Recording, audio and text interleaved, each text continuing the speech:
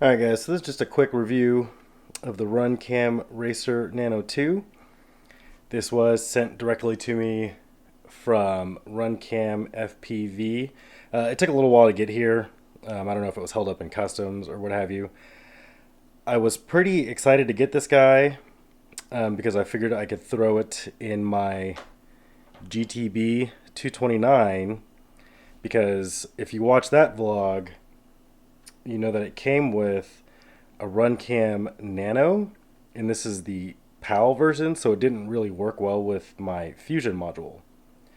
So I slapped it in this guy, and versus the Nano, it's upgraded. It's more of a direct competitor to the Predator Nano. And if I had to list one downside, it's that this guy comes with, let's see, pins instead of pads. So, let's see, does it show it? So it takes up quite a bit of room, right? So you have to account for that. If you're looking at this camera, you have to account that it's going to be a little harder to fit depending on your build. Like if we look at the Peanut, the camera is butted up right against the stack. So the Nano Racer 2 wouldn't fit in here. So these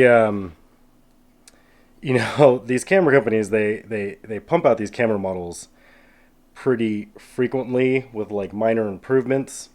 And I'm gonna say that this looks similar to most other run cams out there with this sensor. So you're talking about the Racer 2, the Racer 3, the Sparrow Pro. They're all kind of using the same sensor. They all have a really similar image.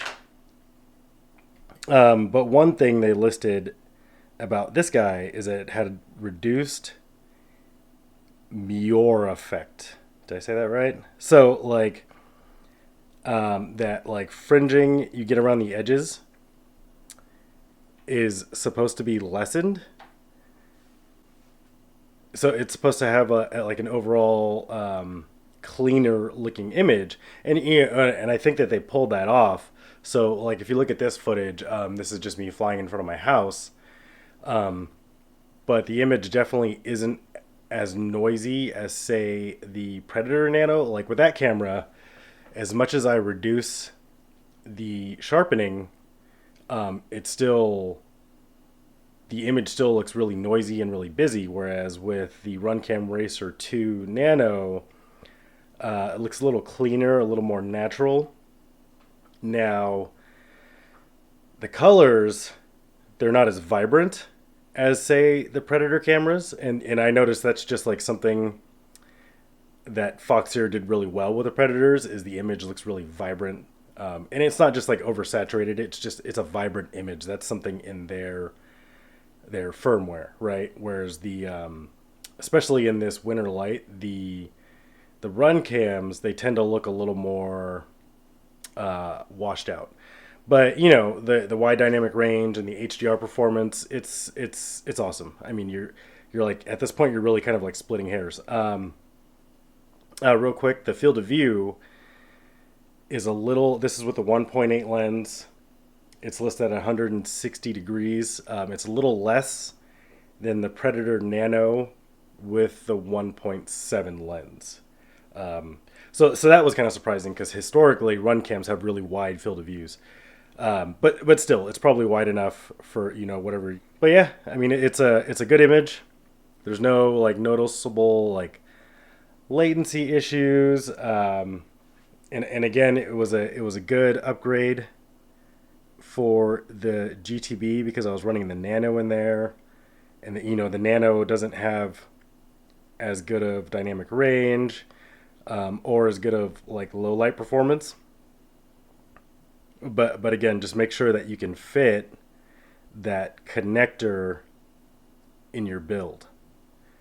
And then this is just some footage I grabbed yesterday doing laps in my backyard. I was really starting to push it with the GTB. And you'll notice it's also running the HQ tri-props, the 65 millimeter tris. These things just it's just great for like the backyard racing. But yeah, no, I mean, no real complaints with the camera. It fits in the GTB well. Image looks good, and it's priced, like I said, it's priced to compete directly with the Predator Nano. I think if you look on Pyroflip, it's about $1 cheaper. So you just have to kind of ask yourself, um, is the more vibrant image of the Predator better for you, or is the overall cleaner image of the Racer 2 Nano more important to you? I think at this point, after flying, because yesterday I flew the the Predator and the Racer 2 Nano. I flew them like back to back yesterday, and I think I prefer the image of the Racer 2. But again, they're both really good.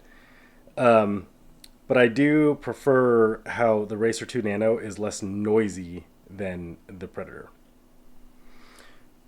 All right, guys. Yeah. So if you're looking to upgrade from something like your Runcam Nano, I don't think you can go wrong here. It's kind of exciting that we're getting that Runcam Racer performance in a Nano form factor now. Again, just keep in mind those pins.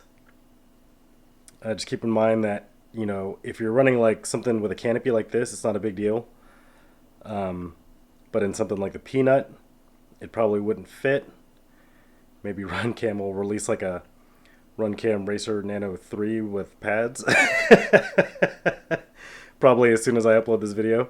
So yeah, that was the Racer 2 Nano. Thanks for watching, guys.